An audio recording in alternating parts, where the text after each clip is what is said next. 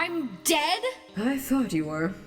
But it looks like you still have a few glorious minutes to chill in limbo while you bleed out. But if I'm dying, how can I still see you? I'm not some disease, you freaking idiot. I'm dead too. If you had listened to me once in the past 15 years, you would know this. The only difference between us now is my superior soul will be reborn in some other universe, while yours, your puny specter, will explode into stardust. What a relief. Excuse me? A relief? Yeah, I didn't die by one of your crazy suicides. I wanted to die, but not in that way. I'm so glad.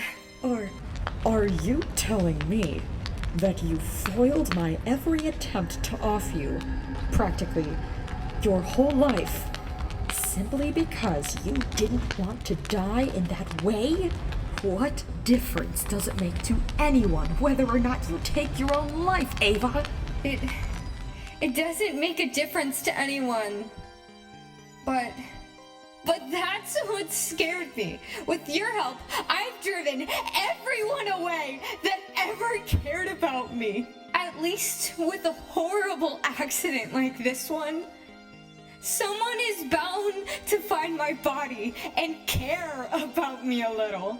And perhaps that person could think nice things about me. Like that maybe I didn't deserve to die. Besides, why are you so upset? You get a second chance anyway. If you hadn't ignored me, you would know how important I am to this current universe. I have unfinished business that will never be taken care of. Your death was the last option I had to end my time in your prison of a body, and you denied me this freedom for 15 years. For your own selfish reasons. Unfinished business? But if only I can see you, then what business could you need from me? Who are you? Great, now you want to talk. Well, since we still have some time together, I may as well entertain you. Not that you deserve it. Well, those who had any respect for me addressed me as their savior. But you may have the privilege of calling me by my name. Rathia Bellarmina. I wasn't always this empty shell of an apparition. I was the queen of a prosperous homeland. I reigned over hundreds of galaxies. I was one of the most powerful beings in the universe. As was my husband, Pedri. We were almost unstoppable. We even had an heir to our throne. It was paradise. Until that fated day when we were finally challenged. A creature calling itself Titan had taken hostage every one of our galaxies on a single night, with its massive army of followers. The message was asking us to join him willingly and give him power over the Empire, or he would destroy every last planet and take us as prisoners. I was livid with the idea of surrendering, but it seemed I had no choice if I wanted to keep our empire alive. Amidst my rage, my husband said something alarming. Be smart. Surrendering will not guarantee our survival. So I came up with a plan. If we couldn't claim victory in life, we would claim victory in death. I quickly brewed a cursed wine, one bottle for each of the most powerful warriors in our empire. Upon death, the drink would attach their souls to the next beings that immediately came to life. My plan was to hopefully possess a stronger being than myself. Perhaps then I would be powerful enough to beat Titan. Perhaps our friends would do the same. We could be reunited with them as an army.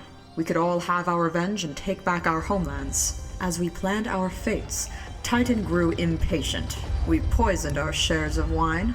We would be no tyrants' prisoners.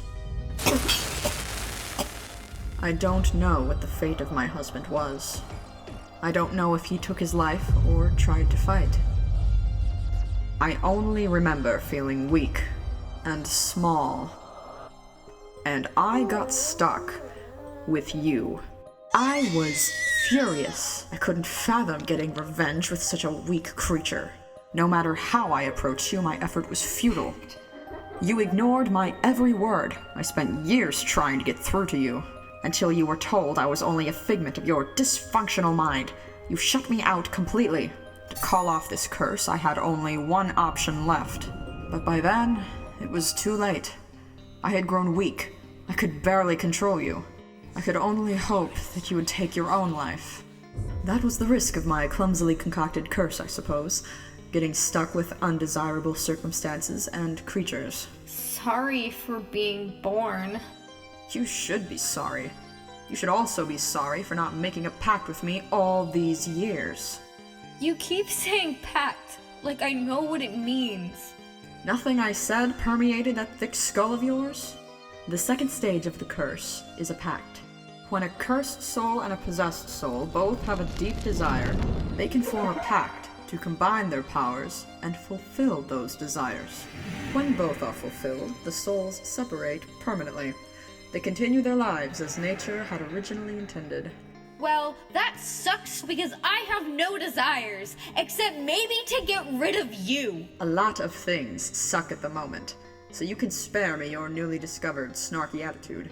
It figures that my best attempt at being a good leader would end with me losing everything.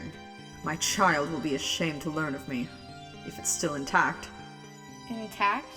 You mean the egg? We hid it. 15 years ago. In your years, yes. It takes 20 of your years to hatch. So it could still be... Well, it's about that time. I hope you enjoyed your brief existence. Wait, I lied. I do have a desire. Whenever you left me alone for extended periods of time, I used to daydream. I used to dream about what it would be like if I could make friends, fall in love, what it would be like to enjoy waking up. I daydreamed about pushing a button that would make life worth living. That's my desire. I want a new life, a second chance. Can you give me that? Yes, I can give you a new life. But in exchange, you must help me get my revenge. Do we have a pact?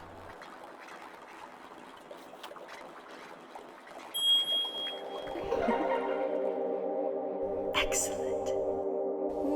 Wait, I forgot to ask. Are there any dire consequences I should know about?